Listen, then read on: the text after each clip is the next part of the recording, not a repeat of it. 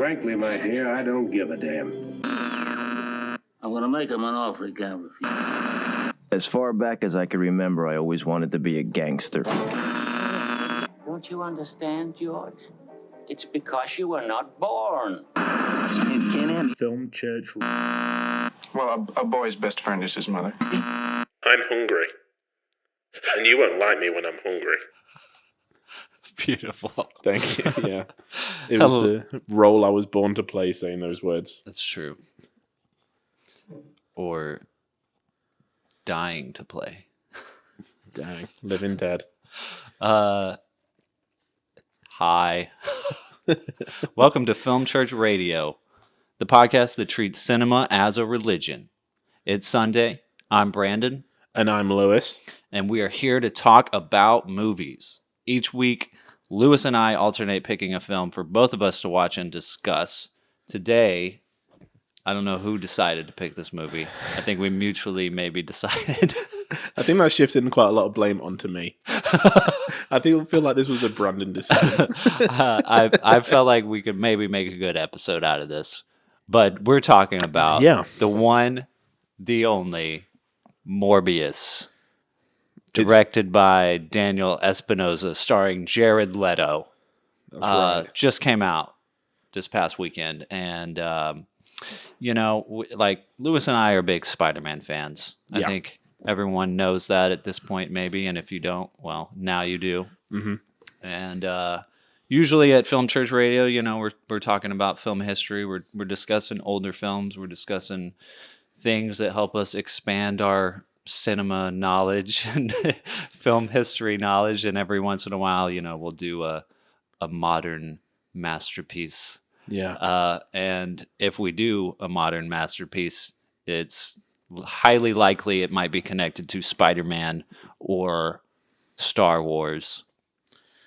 One of the two main universes. The most important ones. Yes. I mean, we're Batman fans, but I wouldn't say we're diehard Batman fans. No, but as far as Spider-Man goes, it's like, I think if you and I had to pick one superhero to take on an island with us, that's a weird way to put it.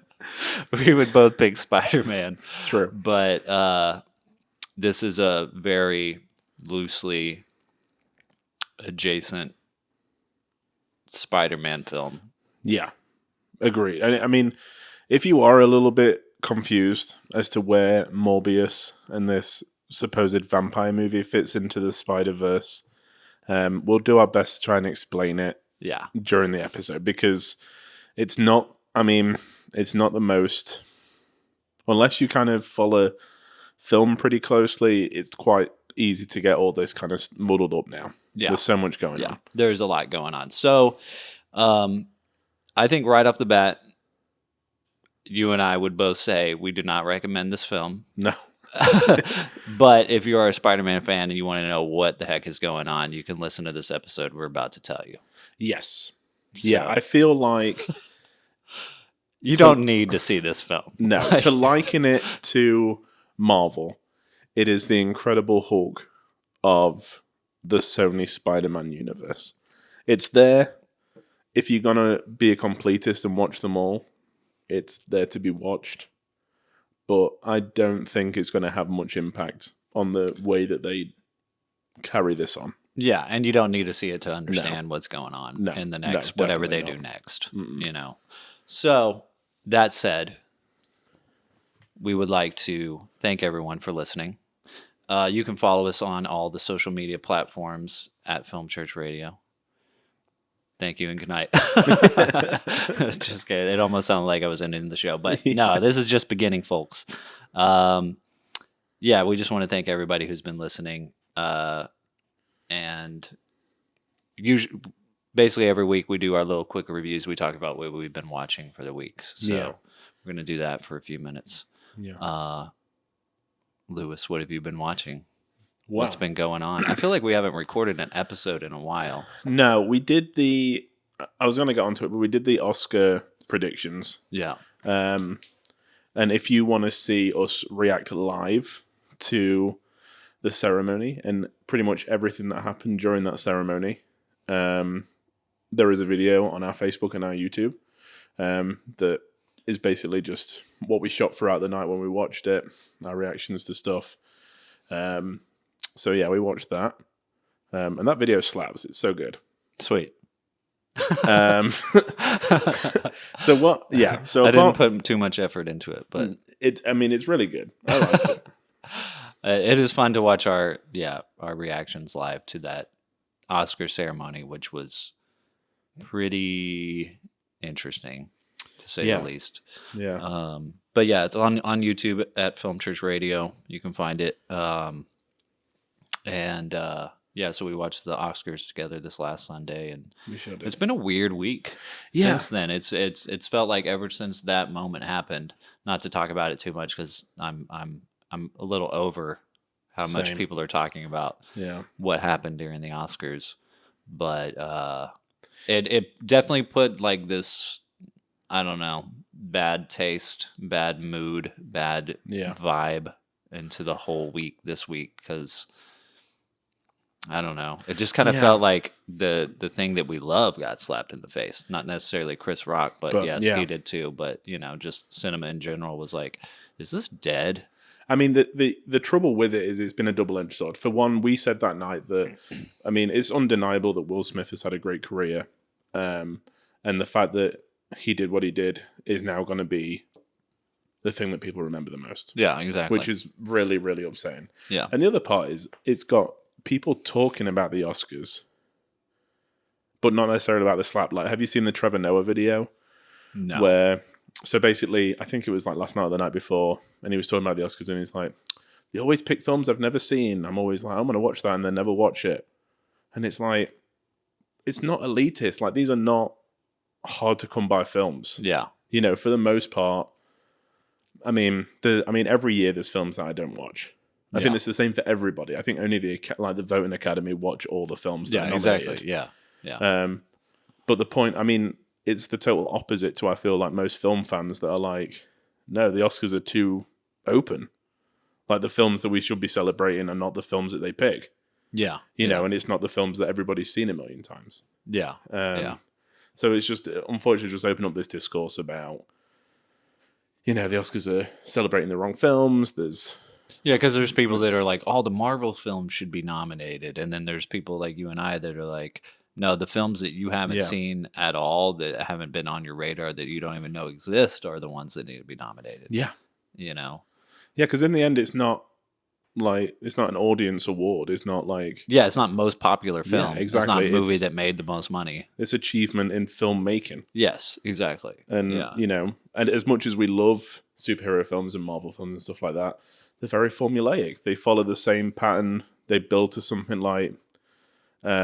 every superhero film is pretty similar. Yeah. It's a different thing. I think there's film and there's cinema. Yeah, exactly. And we've got to keep the two not apart, because there is room for them to... But it's like, which one are you going to celebrate? Yeah, exactly. Yeah. Yeah. Or there's movies and there's cinema. Yeah, exactly. Yeah, so. I think it's a real shame, and with the viewing figures that they got, unfortunately, I think the Oscars are just going to start going down this path of just like crazy bits, and like dumb jokes, and like audience pleasing. Nothing was funny. I know, but a few highlights. Godfather. There were some. Yeah. That's the thing, is like all the really good things to celebrate about the show, no one's talking about. Yeah, someone said that this entire production was put on by a black crew. Yeah, like amazing. No one's talking about that. Mm-hmm. The first openly gay or queer, actress to win Best Supporting Actress. Yeah. The female director that is the only person, like the only female director that's won it twice. Yeah. Like Momentous again, there's plenty of things to celebrate, but nobody was talking about them. And then everything was also downplayed by insults, besides whatever you want to call what Chris Rock said. If you want to say it was an insult or not, you can say whatever you want. But a lot of the jokes were, insults, which is, from what I've heard, is what people go to watch the Oscars for, to hear people get roasted. That's like not what I go there for. I'm like, why is it's that? an achievement of the filmmaking over the year. Yeah. It's not, hey, nobody saw your film. I'm sick of that joke. I'm Yeah, sick of that. exactly, Like nobody yeah. like that. It's like not funny. Yeah, that could anymore. have, that's the potential of ending someone's career. I mean, I know Yeah. that the joke they made was at Ridley Scott, who has got a very distinguished career. And I know that The Last Duel is not by any means a terrible film. It still did okay, and like there's still people that really enjoyed it. But just to like insult cheap film, shot, yeah. like insult film, and then in the same sentence be like, oh, and now we're celebrating it. Yeah. It just makes no didn't sense. work, you know. Yeah. But I guess they're gonna probably lean more into that and whatever. I Yeah. don't know. It's weird. I know. It just makes me feel, I don't know, icky Yeah. about film in general. Like this thing that I love. I'm like, what are you guys doing? Exactly. Yeah. It's a real shame. Yeah. It's a real shame. So, yeah, other than the Oscars, though, I've had a pretty, varied week in terms of watches. So, we're going to get onto it in a minute, I'm sure, but we went to see all 3 Evil Deads in the cinema. That's right. Alamo Draft House. Yeah, they showed them weekly for the last 3 weeks. So, we hit all those up, which were great. And I revisited a few. After the nastiness of the Oscars, I felt like I needed like a film hug, just to be kind of in a film that I knew and really loved. So I watched some old Billy Wilder films. I watched Some Like It Hot for like the millionth time in The Apartment. Yeah. Matt, those scripts are tight. Yeah. Like, we're going to talk about script writing a little bit today, I'm pretty sure. But like, They're it like is, what, 80 pages, 90 pages? It's just like joke. Yeah. Like everything is just like, every word of dialogue is so good, and you could pull any quote and be like, this is incredible, Yeah. For both films, they just work so well. Forgot how much I love Billy Wilder. So Sweet. that was the highlight Yeah. of this week, apart from Evil Dead. Nice. What about you? Apart from The Evil Dead, we watched The Cat Returns, which I don't know if you've ever seen. It's a Studio Ghibli film. Nice. Okay, cool. And it's like rated G. It's like, Yeah. something your kid could watch. But it, I saw it once about 10 years ago. I think it was called the Denver Film Society. Me and my friend Ben went and saw it. And, of course, it's not showing me the English actors, English-speaking actors on Letterboxd, but I think it's Anne Hathaway plays the main person, and is that the one with John Krasinski, or is that a different no? one? It's got oh my gosh, I can't think of their names, but Rocky Horror Picture Show. Tim Curry. Yeah, he's in it. Cool. And I'm only thinking of their movies, but The Princess Bride guy. Oh God, I'm not very good on The Princess Bride. I would have said Anne Hathaway, but that's not the. Oh no, I'm thinking of Princess Diaries. Oh yeah, no, Anne Hathaway is in it, but Carrie Elwes, this guy. Oh yeah. Yeah, he's in it. Anyway, it's a really fun movie. Like, and I like a lot of the Studio Ghibli films. I want to watch more of them. They're all on HBO Max now. Yeah, I haven't watched one at all. Yeah, you should. Yeah. Just. This one might be a good one you could watch with your kid if you want to. Like. Yeah. Yeah. I think that's probably what I'm going to start doing. I think. Yeah. I know some of them are more adult. A little more darker. And even this for a G-rated movie, it's not dark by any means, but it's like. It's not like American G, I guess. Yeah. You know what I mean? So, but yeah, it's good, and I guess it's the 20-year anniversary, and I saw it 10 years ago on the 10-year anniversary, so it's kind of cool. random. Yeah. And then I saw Apocalypse Now. You sure did. In the cinema at the Texas Theater, which is a historic theater in Oak Cliff, which is in the Dallas area. The theater where they caught Lee Harvey Oswald. He was the theater he was sitting in. And they show a lot of old films and stuff, and they've been doing a Francis Ford Coppola series. So I got to see Apocalypse Now, the new 4K restoration final cut that Coppola did a couple of years ago.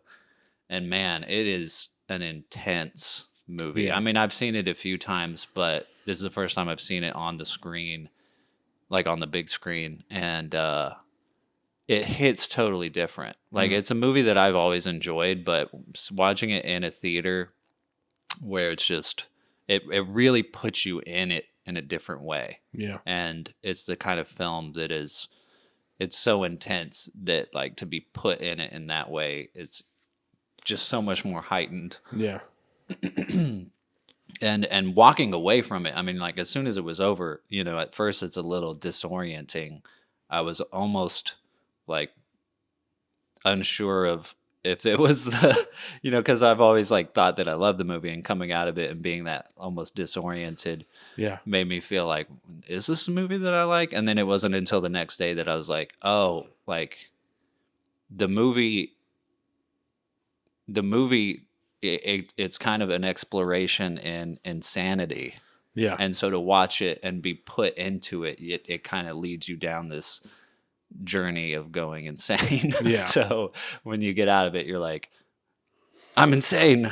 Not literally, but you know, you're like, do I love this movie? Yeah. But it was really good. Yeah. That's awesome. It was amazing.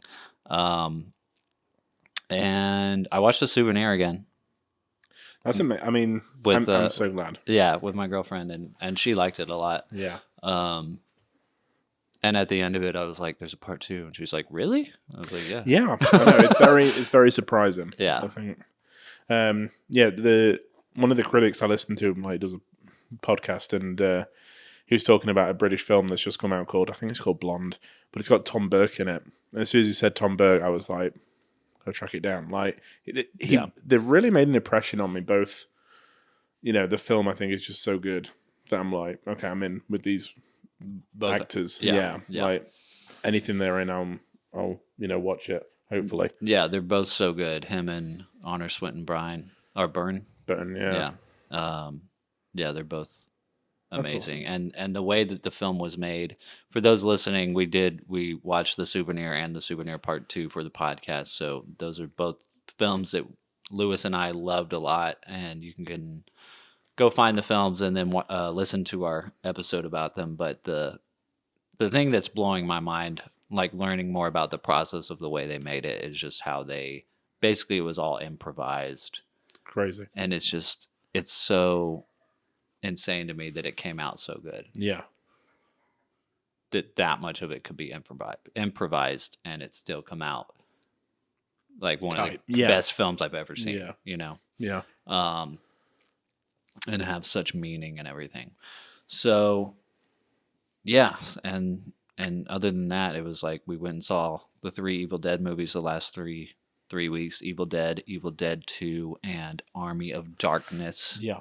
In the cinema, which I've seen all of them before, but never in the cinema. Yeah. And it was fun. It was a lot of fun. It got more and more fun as it goes. Yeah. If you've ever seen the movies, you know what we're talking about. The movies get more campy and more leaning into like the comedy rather than the horror. The first one I feel like is a true horror. Yeah. And then the second one is like kind of in between horror comedy, and then the third one is just like pretty much straight comedy. Yeah. But it was a lot of fun. It was a really good experience. I feel like it's weird because I usually would say that a movie is always going to be better in the cinema. Yeah. But I feel like the first one and the second one maybe are better at home, and the third one is better in the cinema. I think the third one definitely, like, something was added to it. I can remember the first time I watched the trilogy, I was like, the third one, it felt very... It's just so different. Yeah, exactly. I didn't know, because the first one, like you said, is very hard. The second one is also like a prequel, sequel, remake. Yeah. Like all rolled into one. So that kind of threw me. And then the third one is very like... Yeah, it's just totally different. But I think the good thing about it is I've never... Like, I know there's people that like love The Evil Dead, and I do enjoy The Evil Dead, and I've enjoyed the films before, and I've watched them, a few times, but I've never been like a fanatic about them. Yeah. But seeing them in a cinema with people, it was like somebody that loved that film was like putting their arm around me and being like, "We're gonna enjoy this film together." It was almost like watching a Marvel movie on opening night. Yeah. It was like people were cheering and Yeah. clapping, and like it was a fun experience because everybody that was there, it was pretty packed too. Yeah, exactly. And For all everybody that was three, there loved what like Yeah. they. And there was like people either side of us that also went to all three. Yeah. Like, I think it was great to just to have a film that you like but not like love, to be in that environment with people that are like, they love this stuff. They love Diehard fans. Yeah, they love Bruce Campbell, they love Sam Raimi, they love these films. It was like, I mean, this is the cinema going experience, but it was just, that heightened the experience for me. All 3 hours, I came out and I was like, that was the best hour and a half I could have spent. Yeah. Because people like, it's just being in that environment and like laughing along with people and Yeah. It was so good. For those listening, the Evil Dead movies were directed by Sam Raimi, who went on to do the Spider-Man trilogy starring Tobey Maguire in the 2000s. And he's about to do the new Doctor Strange movie. Or he already did it. It's about to release the Multiverse of Madness, but still connected to Spider-Man. Yeah. And the history and the filmmaking behind it, especially the first one, is always incredible to me, what they were able to do with so little. Yeah. It's a really good, for any independent filmmaker out there or up and coming film student that's trying to learn how to be a filmmaker, it's a really good film to watch, and the behind the scenes to learn like what they went through and how to get that made and how they got it on the map and sold and all that stuff.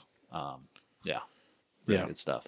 It's good, and he's very, Sam Raimi, I think, and not that I underestimate him because I don't at all. I really enjoy the films he's done, but going back and watching Evil Dead 2, Evil Dead 3, like, he's very innovative and just unlike anybody else. Yeah. Which I think I take for granted quite regularly. Yeah, he basically he pushed the genre, and he pushed what film was in a lot of ways. Like, he influenced. Yeah. Like, he had such a big impact, which is kind of crazy for a young filmmaker to do such a cheap film and then it have such an impact on the rest of film, because people after they saw that have tried to do their own Evil Dead and, their own experimental thing and their own horror comedy in their own way. And I feel like nobody's ever hit it the way he did. No. And it's, it just, on paper, it doesn't make sense at all. Yeah. But when you watch it, it's like seamless. Mm-hmm. I don't know. Yeah, it's masterful how it's done. It's so good. Check it out. Yeah, I think we've put off Morbius. Talking about it for long enough. So, ladies and gentlemen, the film that you've all been waiting for. That's right. For the last 2 years. Morbius. Yeah. The first trailer for this movie came out 2 years ago. Apparently, there's been like 7 delays. Wow. And I forgot even that the trailer for this came out 2 years ago. I feel like even the trailer when it was released had no fanfare. Like, I can remember being like, oh, there's a trailer out. And it had been out for weeks at that point. Yeah. Like, there was no feel like there was any, like, anything on social media, anything like that. Spoilers ahead, ladies and gentlemen. We're just going to dive right into this. Yeah. But I feel like when we talk about trailers and the way that this film was marketed, for one thing, apparently like a week ago or a few days ago, the director just spoiled the whole thing. Oh, okay. In an interview, like the ending and the post credits and all that.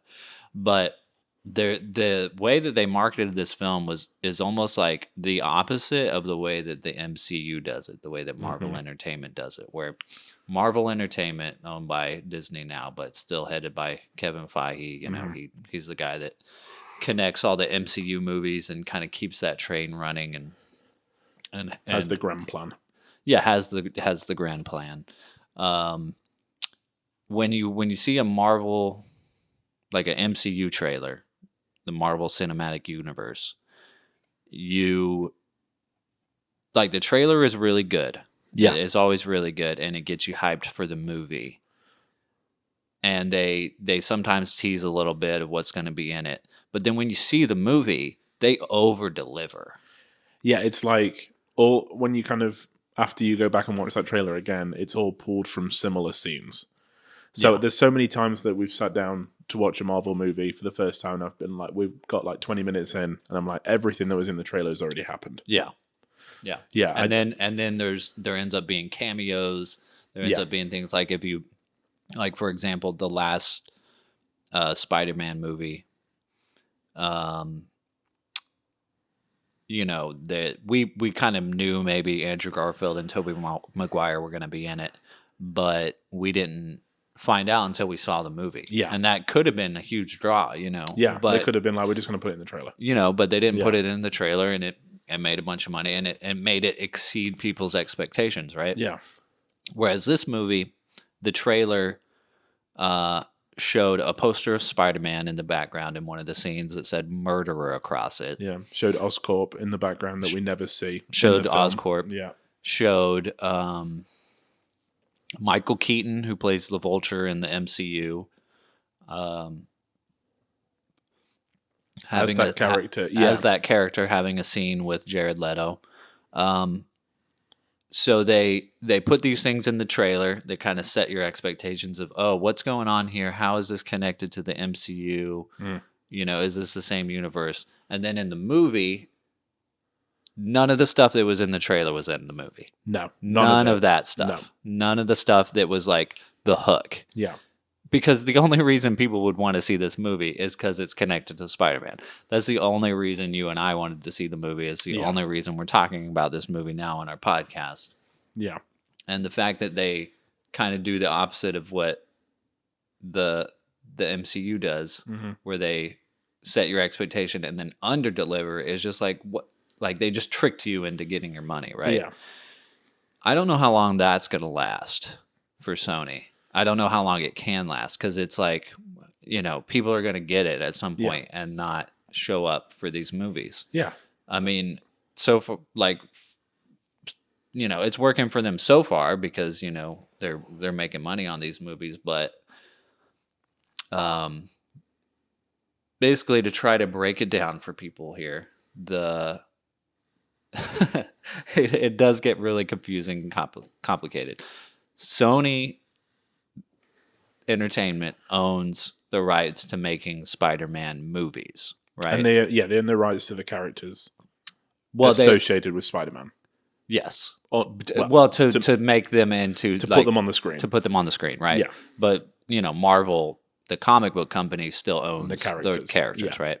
So there's been this whole thing back and forth with Sony partnering with Disney and Marvel to be able to put the character of Spider-Man in the other Marvel movies.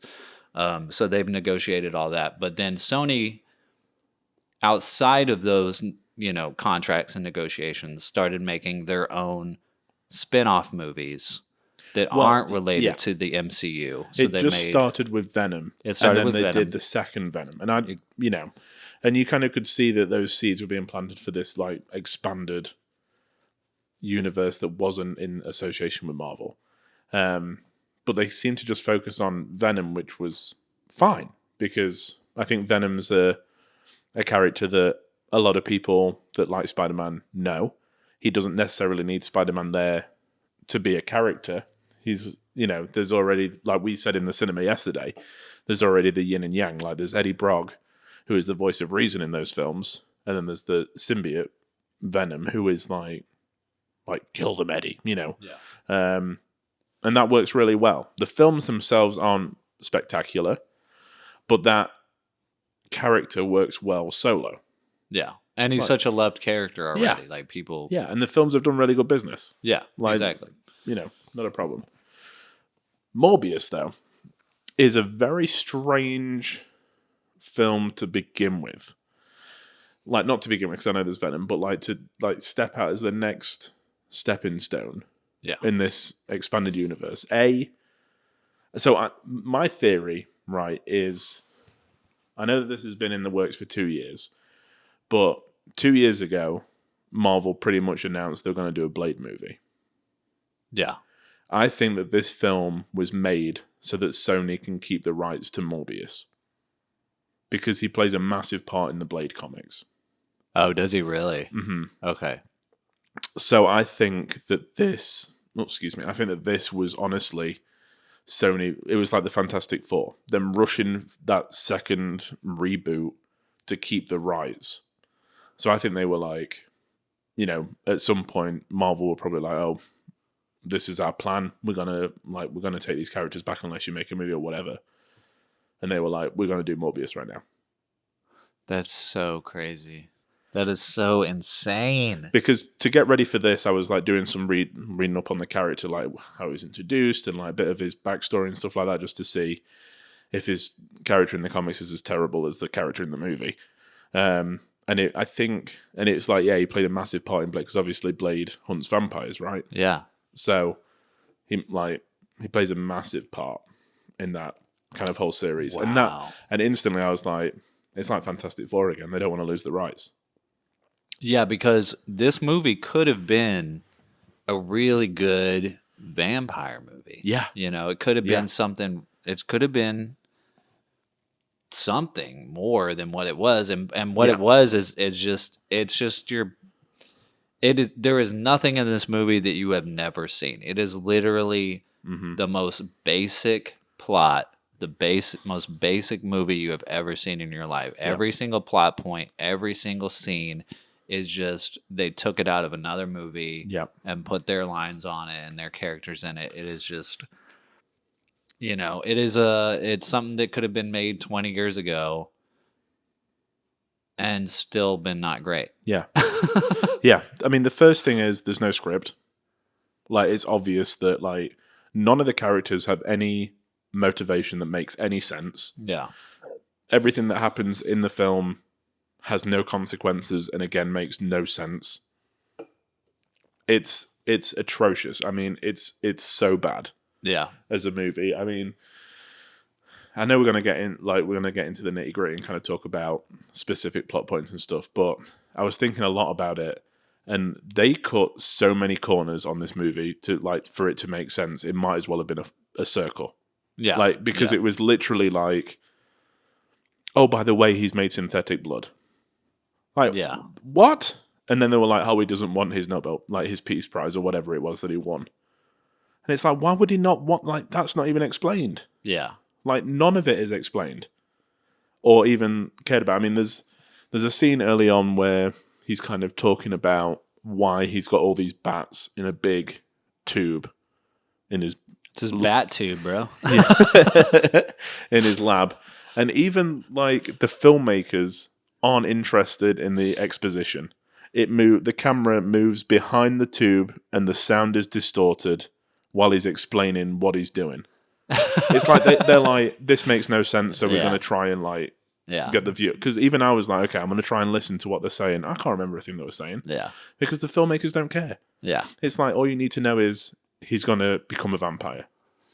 Yeah, and all you need to know is, is he even in the Sinister Six? I mean, not necessarily. I don't. Did they have to use them for the Sinister Six now because they were like, we have to make a Morbius? Yeah, movie. I guess so. Yeah, they were just like, how many villains can we get? Because so far, I mean, if we're doing all the ones that have appeared in the Sonyverse, because at the end of the movie, the Sinister Six is pretty heavily implied.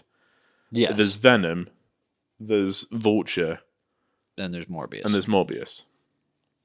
Who Venom and Morbius, as far as I'm aware, have no idea who Spider-Man is. Right. Other than that TV news. And even that post-credit scene, which was... So the post-credit scene is Vulture coming in. Morbius is driving around for some reason. He stops. Vulture flies in and says, hey, I'm going to put together a team to take down Spider-Man. And Morbius is like, cool, I'm in. Yeah. Right?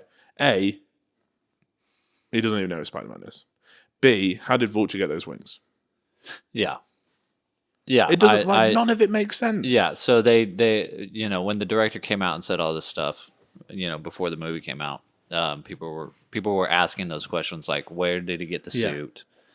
And apparently the director said that he is innovative or something like that. Like he's, and apparently they changed the suit a little bit so it doesn't look exactly like the suit from the MCU, I guess. But yeah, it doesn't make a ton of sense. No. I mean, before that scene, they show the sky breaking open like it does at the end of No Way Home. Mm-hmm. And Doctor Strange is the multiverse thing. And Vulture gets sucked out of the MCU and put into the Sony universe. And he's just like, I hope the food's better here. Like, yeah, he has no reason to believe he's in any other type of place. Yeah. And then there's obviously huge plot holes with that because it's like, okay, if he gets sucked through, then why doesn't everybody who knew anything about Spider-Man or who Peter Parker was get sucked in too? Yeah. B, everyone who knew who Peter Parker was had their mind wiped. So why does the Vulture know exactly who he is and where he is? Yeah. So, I mean, they're just doing whatever they want. I mean, and also the problem with the post-credit scene is that this Morbius movie was supposed to come out like 2 years ago before No Way Home. So they had a different post-credit scene planned. Yeah. And then when No Way Home came out, that's probably why they had to delay it because they were like, now we have to make it make sense for after this. And they just redid it. Yeah, so that scene with Michael Keaton you think is literally like the add-on. And then the scene with him with Morbius in the desert or whatever was like part of the original. No. I think the scene in the desert they redid too. Yeah. Because like if you think about it, I'm pretty sure the only scene that was there before is like what's in the trailer, right? And then they didn't use any of that. Yeah. Like that's a good point. Yeah. I mean, yeah, it makes zero Morbius's sense. lines are so bad. Like when he's like, hey, thanks for meeting me. Morbius is like, I don't even remember what he says. He's like, no problem. Yeah. He's like a surfer dude. And he's like, I'm putting together a team to hunt down Spider-Man. He's like, I'm listening. Yeah, it's like so dumb. Yeah, it's ridiculous. But literally, that's the only reason for this movie. It's like those last 2 minutes. Those last 2 minutes, and it's just such a. It's just so. I don't know. It's like. I feel like there's this thing with like brand loyalty or whatever, right? Yeah.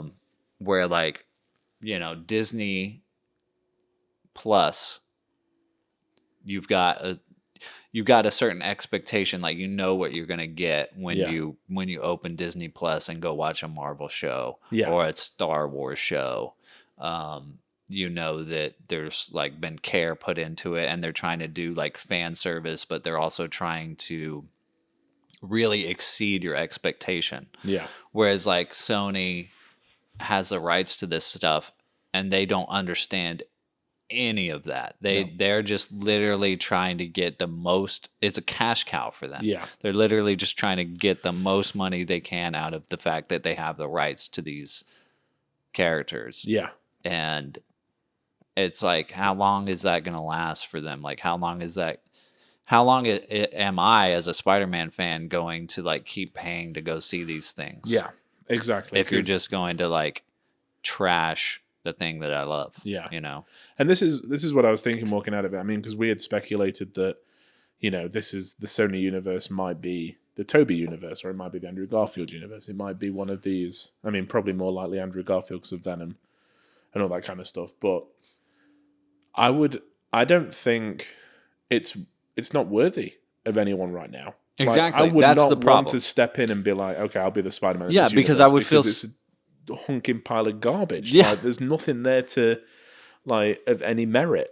Because it is amazing what Kevin Feige has been able to do. Oh, Because yeah. if before No Way Home came out, nobody would have said, I wish they would have done an Amazing Spider-Man 3 with Andrew Garfield. Yeah. Nobody would have said that. There Yeah. was really no love for Andrew Garfield's Spider-Man at all. Only like people making fun of it. Yeah. After No Way Home comes out, Yeah. there's so much love for Andrew Garfield as Spider-Man, wanting to see him come back. Like Kevin Feige did that. Yeah. And now Sony has this great opportunity to turn this whole Venom Morbius universe into the Andrew Garfield universe and just make it all the same. But like you said, it's like, if they do that, man, I feel so bad for Andrew Garfield. Like, they're going to mess it up so badly. Exactly. It's just going to be another terrible, terrible film. And I feel like at this point, they got to they ended No Way Home, and they were like, crap. Like, we kept the Vulture alive for no reason. Let's ship him to Sony. Yeah. Like, we have no use for him now. If he was in this universe, he wouldn't know who Peter Parker was. Like, he's just a guy in jail. Like, he probably doesn't even know he's the Vulture because he's forgotten it. Whatever. So let's ship him to Sony. That's fine, right? Literally. But now Michael Keaton is like stuck in it too, and I'm sure he's got a contract to make at least one more film. He probably has no idea what's going on. Yeah, but he's also going to be in another multiverse movie later this year as Batman. Yeah, exactly. So, they're just killing it. I mean, hopefully, man, I really hope. I mean, Kevin Feige consults usually on all these Spider-Man movies, and hopefully, maybe they work something out where he can help them make this Sinister Six movie, which might be the Amazing Spider-Man 3, possibly. But yeah, they're going to try to do their own No Way Home. That's what they're going to try to do. Well, yeah, I mean, they've announced Madam Web. Yes. And I think she's going to be the Doctor Strange of the Sonyverse. That's exactly what I was thinking. Pull everything, like all that multiverse stuff together. Yeah. And be the kind of linchpin for like the connector between the two. Yeah, because she's like this ethereal, multi-dimensional person and she knows all the different variants of Peter Parker and all that kind of stuff. So yeah, she's going to be the person that kind of connects it all. Which on paper sounds good. Like, cool. That's a good way to go if that's how we're going to combine everything. Like, it makes sense canonically with the comics. Yeah. Awesome. But I have no faith in Sony that they can pull it off because we talked, I mean... Yeah, again, what's a Madam Web movie going to look like? Now, if a Madam Web movie looks like Doctor Strange, I'm all in. Yeah. Like, do something original, do something cool, do something but it's fun. It's not going to be that. But if it's going to be like, here's your superhero plot again, here's your origin story plot again, it's going to be like... because it's going to be horrible. Yeah, even Morbius, they had no idea what they were doing with the character, right? Like, he is a vampire. He sucks blood from people. They were like, I can just see it in my head, like this big executive meeting. Like, we can't have our title character killing people and sucking their blood. Okay, he's, I don't know, created synthetic blood. Sounds good. Write that in the script. And then, but maybe that synthetic blood's running out. Sounds good, write it in the script. Yeah. But how are we going to end that at the end of the movie? I don't know, we're not going to mention it again. It's just going to be a plot device to get him to keep moving forward. Because at the end of the movie, he hasn't got a different supply. It's like, either make him an anti-hero or do something different. Make Morbius the villain and have some, like, focus on the doctor that's trying to help him. But, like, he can't help sucking the blood and stuff like that. Yeah, I don't know what I really expected going into this movie. I was like, I didn't even think about there being a villain in this movie. No.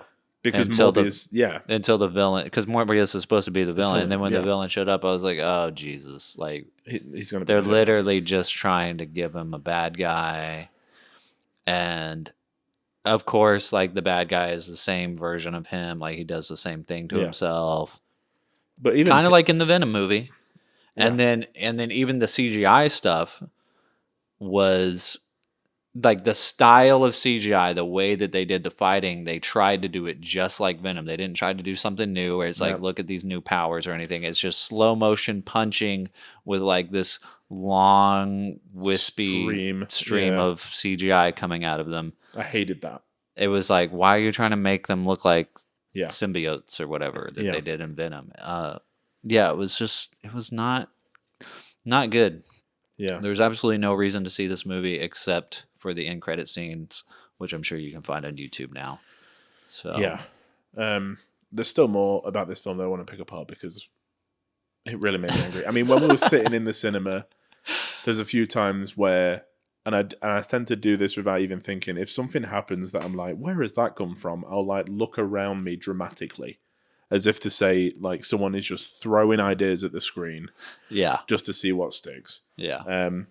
I know I've said this many times, but none of it made sense. This villain's like purpose at one point was like, he needs to realize who he is, and I was like, cool, yeah, he probably does. Like, that's what we need to get to. Doesn't mention it. Again, it's not like a plot point. By the time that the villain in inverted commas is like killed, I was like, oh, it's over. Like, it's built to nothing. Like, there was no progression at all. Yeah. And I feel like there was hints of something there. Like, I read today that the boat that they're on is called the Murnau, who directed Nosferatu. Oh, I wow. nod to it, and I was like, you had the chance on the boat to make it really creepy and like claustrophobic. Like, if you think of Nosferatu when we went to see it, that scene on the boat is super creepy. Yeah. Like, the do sailors something start to pick slow, off one at a something time. subtle, Yeah. something very interesting. But instead, they look through the window, he's off the chair, and they go in with their guns, like, ready to fire. Like, they don't know what's happened. Yeah. Like, these characters have no idea that he was, like, having to lie down and he's off the chair. He could have just fallen off, but they go in, like, none of it makes sense, right? Yeah. When they go into the subway, it reminded me of American Werewolf in London. And I was like, this would be cool if they were, like, if he was, like, going after people, like, and there was, like, all claustrophobic. No. None of that happens again. He just swims in front of a train. There was so many, like, it was like softballs were being like pitched and they were just missing them. Yeah. Every time. No exposition, no care with any of these characters. Yeah. I No, will it was say- like, it's kind of crazy because it's like you could take that script and be like, okay, now how do we make this really good? Yeah. But they didn't. They were like, nah, let's just make it. I feel like it's not hard. Yeah. I mean, all you've got to do is, like we said, is have him, like, trying not to be the vampire, but, like, having it take over him, and have, like, the doctor that was, like, the love interest for a while be the person that's, like, trying to save him and, like, do all this research, you know, whatever. That is it. Yeah. Get rid of the best friend Milo crap. That Yeah, made no exactly. sense. Didn't need to be in there. Yeah. Make it a tragic story. Like Yeah. make him evil, but make it tragic. Yeah. And then when you bring him in to fight Spider-Man, you have some sympathy for him. Yeah, exactly. Because he had this tragic story. Yeah. You know? You know, like they did with, amazingly, Electro. Like, Spider-Man 2, everyone was like, kill that character, don't want to see him. You see him in No Way Home, and again, you're like, they did it. Like, I want to see more of Jamie Foxx as Electro. Yeah. Whereas this, I'm like, no more Morbius, please. Like, none at all. But I will give it to the Sony casting team. Like, I don't like Jared Leto, but the names that they're pulling in for these films are insane. Venom, Tom Hardy, Michelle Williams, Riz Ahmed is the villain. Venom 2, like, I'm a big fan of Stephen Graham. He's in it, you know. Tom Hardy again, Michelle Williams again. Yeah. And, oh God, what's his name who played Carnage? I can't. Woody Harrelson. Yeah, exactly. This one, I mean, Jared Leto is a big name. As much as I don't like him as an actor, like he's good Morbius. Yeah, I mean, in he the face. he plays the undead very well, which is not a compliment. And then and then what's her name is playing Madam Web. Dakota Johnson. Yeah, and they've hired someone from Euphoria, which is great. Who I think could potentially be a Black Cat. Yeah, if that's the way they're going to go. I mean, the casting's right, but they're doing the most basic paint by numbers superhero script that they can find, and just just do it, and people will go see it. I mean, Spider-Man 1, Sam Raimi's origin story for Spider-Man was less paint by numbers than this. Yeah. As the first big screen Spider-Man origin story we've seen. Yeah. Was like, it didn't hit as many tropes as this. I mean, every scene is like... You've seen it before. Yeah. There's nothing new in this movie. No. At all. And I know that we've said that we don't really like Jared Leto so much, but he is terrible. Terrible. No emotion. Don't believe the character. Yeah. He's sleepwalking through this. Yeah. There's just... It's a real, and I know that the critics have been really bad. I know that probably it's going to do pretty well this week at the box office, I think, because a lot of people are going to be, Spider-Man, they're going to see the trailer and be like, cool, I'm going to go and see it. Yeah. I really hope that it doesn't do good business, so they hope, reassess what they're doing. Because they can't just keep peddling this crap and expect the Spider-Man name to carry them through. Exactly. It needs and that's to be, the problem. That's the thing that I was saying is how long can this last? How long can this deceitful hook to get people to come to the theater to watch it and then not show them anything that you promised last? Yeah. Exactly. I've seen so many reviews where people are like, Morbius, more BS. It's right. Yeah, there's just... and again, aesthetically, it doesn't make sense. The opening credits are neon pink and purple, and then the film is very dark and black. Yeah, and people know what a vampire movie is. Yeah.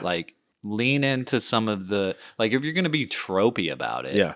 Lean into some of the stuff you were talking about. Do some Nosferatu stuff. Do some Dracula stuff. Well, instead, they had the one line where he's like, I wasn't going to go all Dracula on you back there. And the bit with the apple in the sunlight, and he's like, I'm not that kind of vampire. Yeah. Well, we don't know. You haven't told us. There's been nothing in this film that has told us what kind of vampire you are. And yes, I'm laughing about some of these lines, but it's not bad funny like The Room. No. It's it's not good bad. It's just bad. I said to you, I had 2 beers pretty quickly when it started. Down one, ordered another, down that. And my enjoyment of the film peaked when I finished that second one. And then as I started to not really sober up, but as the high of the alcohol wore off, it wore me down in my seat. By the end, I was just get me out. I was laughing at a few lines, probably unintentionally, earlier on, and kind of not having a good time with it, but at least making the most of a bad situation.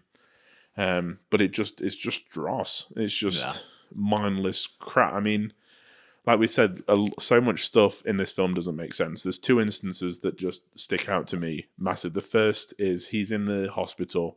The police come and question him. Again, police that are just useless at their job. The one guy's like, hey, ever been on a boat? Super obvious. And the next question is, have you ever done that on a boat? Which made me laugh. And I think I was the only person laughing at that point because I was like, is this not supposed to be a joke? I feel like this is supposed to be a joke. I mean, the movie also came out on April 1st. Yeah. I mean, it got us. But after that scene, he literally flies up the staircase to the top of the building, walks around the corner, and gets stopped by the policeman who was at the bottom of the stairs watching him fly up the stairs. Yeah, I was like, how the hell did he get up there? He didn't, right? The second one is his girlfriend person is running away from the police, gets on a random bus. Who's sitting behind her? It's Morbius, who just happened to be on the same bus. It's rubbish. It's so terrible. Yeah. It's so terrible. Yeah. And like you said, like it's not even like come round. I've got a terrible film to show you. Terrible. It's not Sharknado or whatever. Yeah, it is. exactly. It's somebody trying to pass off the same stuff we've seen a million times as original. Yeah. And I'm so done. I can't do it anymore. Yeah, it's very bizarre, man. It is very bizarre because it's like, I'm sure this has happened in film history with other genres because, like, you think about the things that have been done until they could not be done anymore. Yeah. Like the musical. Yeah. The Western. Yeah. Mm-hmm. Like, the noir. Yeah. The gangster film. And it's like Sony is like, this is hot. This is what's hot. And we own this stuff. We own the Spider-Man stuff. We just have to make one and we'll make the money. Yeah. And it's like, no kid, maybe, I don't know, but I don't think any kid is going to grow up loving this movie. No. I mean, just because it's a superhero film doesn't mean it has to be a superhero film. Exactly. Like like we said, you could have done something really interesting with this character, giving him an actual. I mean, that's the internal thing that's battle. Keeping superhero film. I mean, they have been overdone. They're already in that. We're already in that era where they've been overdone. Obviously, like it's been going on for a while now. But the thing that's keeping them alive is pushing the genre. It is movies like Logan. Yeah. It's movies like, Endgame, where they kill off characters. It's like the era of like, okay, how do we tell the third act of the superhero film? Because in all the other superhero films, it's like you have your origin story, and then you have your sequel, and then you have your other sequel. Yeah. But now it's like in the era of, okay, how do we end these characters? How do we start new ones and do things that we've never done before? And Sony's just like, what? Like, they have no clue what's going on. They have put no thought into any of this at all. Yeah, exactly. It's like it's literally like they're like 3 grades below Marvel in school. They're copying their homework with a crayon. Like it's just. But the thing with Marvel is like they're giving us effectively a soap opera.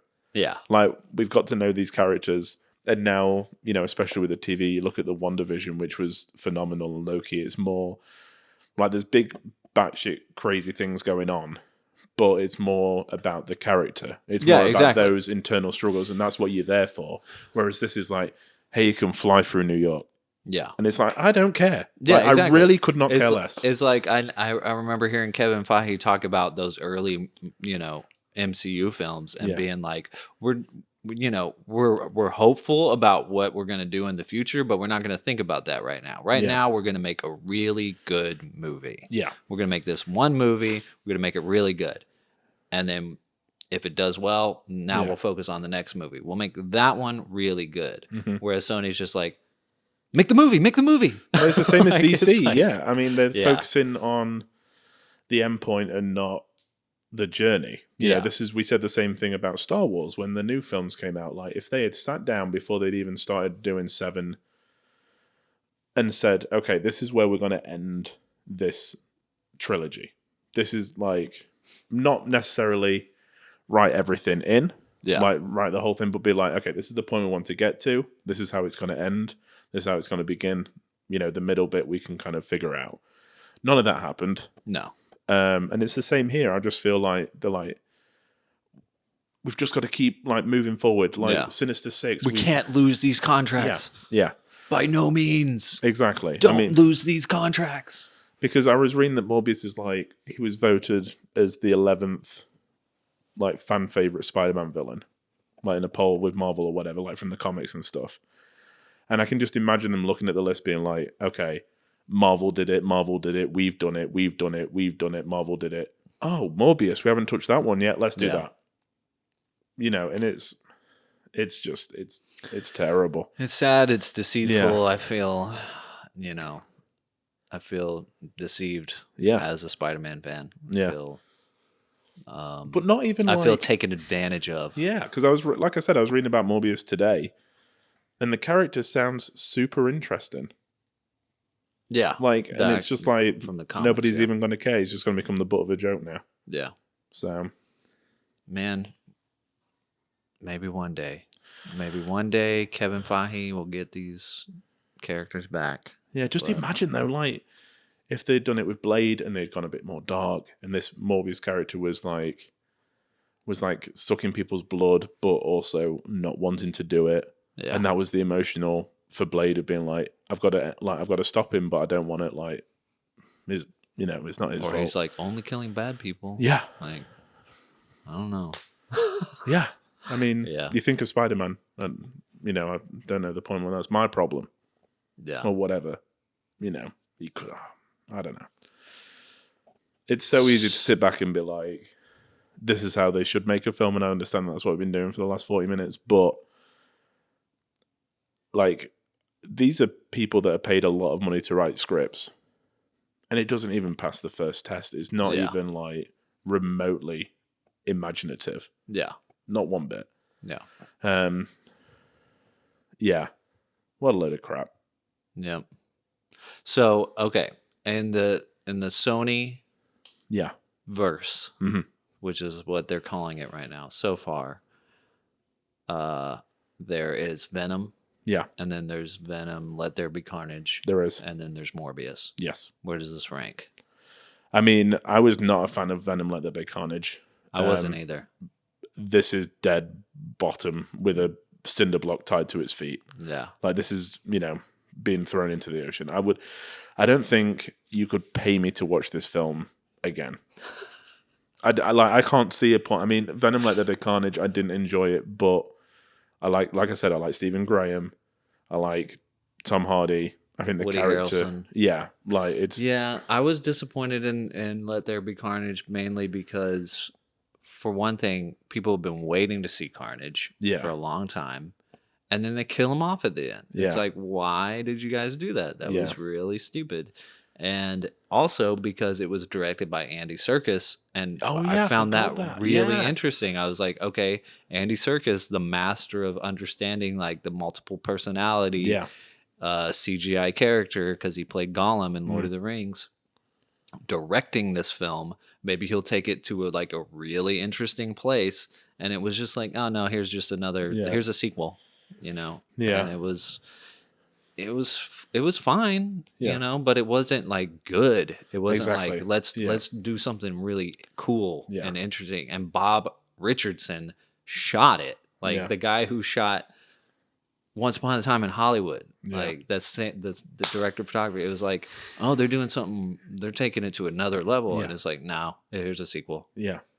And I feel like, I mean, if you think about the MCU, right, the one thing that it doesn't have going for it is the family-friendly aspect. And I love that everybody goes to see Marvel. But if they released a Marvel film that was a 15 or a R-rated, Yeah, fans would be really angry. yeah, Whereas Sony, they had the chance with Venom. He's very dark, and it was there was swear words and a little bit more adult themed. Same with Let There Be Carnage. Like, Carnage is awful. He's a horrible person. Yeah. Throughout, which is fine. Like, with this, just go more towards the R-rated stuff. Like, go dark. Go. It doesn't have to be a Spider-Man sized success to earn money. It just has to appeal enough to to make enough money, kind of thing. yeah. Because when you think about it, the people that are going to go see Morbius are probably the people that are older. Yeah. And yeah, if you make something that is, I mean, this movie would have gotten so much hype if they had just downplayed it and done a rated R Yeah. dark movie. Yeah, where and it then is actually terrifying. Yeah, exactly. And then people would have been like, "Oh my God, you have to go see this. It's Yeah. connected to Spider-Man." there's no Spider-Man stuff in it, but it doesn't matter because it's badass and maybe Spider-Man will show up eventually, or he'll show up in a Spider-Man movie and actually be terrifying. Yeah. It just feels like there was no thought put into this at all. So how does it rank next to House of Gucci? I mean, I did say to you that when we were left, I was like, at least his performance was better than House of Gucci. Yeah. Because he didn't put on an accent and he, for the most part, was just standing still, which is great. But House of Gucci has Adam Driver. And I mean, House of Pacino Gucci, I would Lady watch Gaga. again. Yeah. And just like roll my eyes through the Jared Leto bit or put my fingers in my ears. This I wouldn't even like. Yeah. Like, it's so terrible. But the good thing is, I think that the more, House of Gucci, I know that he got like nominated for something for Best Supporting Actor, but I feel like this is like another, excuse the pun, nail in his coffin. Like he's starting to be found out from audiences. Yeah. Because the score, the critic score is terrible. Yeah. The IMDb score is awful. Yeah. Like, I haven't looked at Rotten Tomatoes today, but I'm sure it's going to be through the floor. Like, yeah. I can't imagine anybody liking this film. Yeah. I read a couple of good reviews. For Morbius? Yeah. Jesus. Here's on Letterboxd, Morbius, 5 stars from Dickie Dastard. Morbius, Dorbius, Orbius, eat some walruses, orifices, porches. Morbius.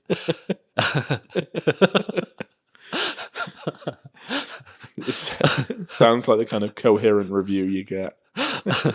It goes on if you want to read it on Letterboxd from Dickie Dastard. But let's see. Here's another one. 5 stars from Danny on Letterboxd. Masterpiece in every aspect. It's going to change cinema as we know it. I'm going to leave you with a quote from the film. I simply want you to ponder it for a moment. I am Venom, Michael Morbius. Oh my gosh. So yeah, I mean, I was like desperately trying to find someone who liked this movie on Letterboxd, and all the 5 stars were all jokes. Yeah. I know, yeah. I'm reading one from Official Carson on Letterboxd that says, wow, heartfelt, funny, beautiful, sad. Morbius has it all.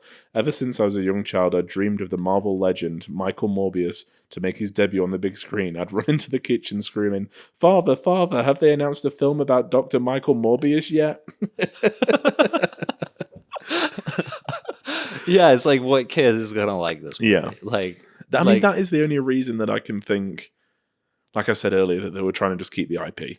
Yeah, exactly. Like, there's I mean, nobody was calling for this. I think there was a time when I was even surprised that it was linked to Spider-Man. As a Spider-Man fan that had seen Morbius in the comics, yeah, I was like, "Oh, it's that Morbius." Yeah, which shouldn't be your reaction. You should be like, "Of course." Yeah. Oh boy, man. Yeah. What a film. Yeah. If we forgot to mention something, hit us up on social media. Yeah, please do. Send us a message, and we'll, if you want to discuss this movie further, we will discuss it. We're not afraid. Yeah. Yeah. I would happily talk to someone all day about this movie and how awful it is. You can find us on all the social media at Film Church Radio, Facebook, Instagram, Twitter. I'm on Letterboxd at Selman Scope, and Lewis is at Walker Lewis 3007, right? That's right. Yeah. Yeah. And we'd love to discuss this movie further. Do you want to tell us what we're going to do next week, Brandon? Do I? It's pretty cool. Yeah. Is this what we're going to do? We're going to do it? Yeah. Do you want to do it? Do we want to do it? Do you want to do it? I think so. Yeah. We've been teasing doing this for a while. Yeah. This thing that we haven't said yet.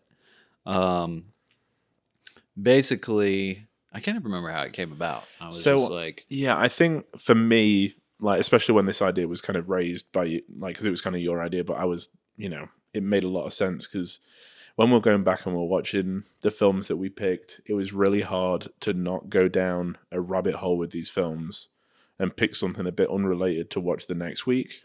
Yeah. You know, because we would, especially I think about being there. And all I wanted to do was watch Hal Ashby films. But I was like, oh, I should really pick something else so we don't become like a niche podcast, you know, try something different. But what we're going to do for the next few weeks is we're going to actually focus in on a certain director and watch their films chronologically, one a week, and like discuss the evolution of a filmmaker. And it's a filmmaker that I've seen 0 out of the 7 films that he directed. That's what intrigued me so much, because I asked you, hey, have you ever seen any of this guy's films? And you were like, no. And I was like, really? Wow. I was like, let's watch all of them. Yeah. And there's only 7. Yeah, exactly. So we're going to watch every single film directed by Sergio Leone. Ladies and gentlemen. Yeah. Announced here first. First up, we have Colossus of Rhodes. That well-known Sergio Leone film. From 1961. Yeah, and I've never seen this one, so I'm excited. Cool. Yeah. I think it'll be good. I've bought his biography. I'm going to try to read up to, where we're at in each episode. So, Have some context going in. Yeah, exactly. But yeah, I think it's going to be just a really interesting way to explore a filmmaker. I did it when I first, bit of a tangent, when I first moved to the US, I got really into Fritz Lang's American films, and I watched them all chronologically, and it really made me appreciate him a lot more, especially his American studio films. So I cannot wait to not only watch some of the best westerns ever made, but do it in context of a career. Yeah, knowing what else he's made. And see that evolution and kind of understand a filmmaker a little bit more. Yeah. I am buzzed. I can't wait. Yeah, I'm excited. Yeah. For those of you who don't know, Sergio Leone, he's most famous for directing The Good, the Bad, and the Ugly. Yeah. He also did Once Upon a Time in the West, Once Upon a Time in America. Very influential, highly influential director. And his composer, who did most of his films, Ennio Morricone, also incredibly famous and influential to composers. Wrote some of the most iconic scores ever. I'm excited because you've never seen any of the movies, and I'm excited to kind of, and for any listeners out there, we always say that to watch along with us, our recommendations that we pick each week, we want everyone to kind of watch along with us. But I'm excited for others to kind of go through this journey with us as well, to see these, hopefully watch the films along with us, or, at least ones they might not have seen, and, kind of get a better understanding about one of the greatest filmmakers, or the most influential filmmakers of the last 60 years. Yeah. So it was a great idea. I'm really excited to do it. Me too. I'm super excited. We just had to put it on hold for Morbius. Yeah. We're just we need to talk about Morbius. We have to talk about this now. Yeah, just like any vampire, we need to get, have it cleansed out of us. I feel like I need an exorcism to get the memory of Morbius out of my mind. I gave it 0.5 star. I hated it. Yeah. I give it 2. I hated it.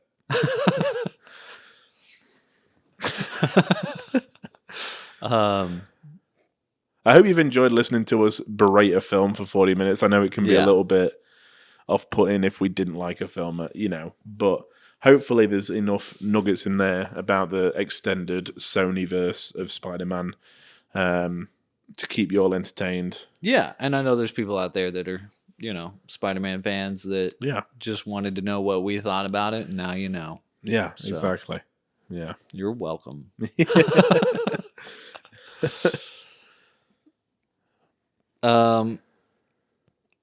I think that's it. Yeah, I think that's all we got. I'll leave you with this comment on Reddit from Dice de Alcano.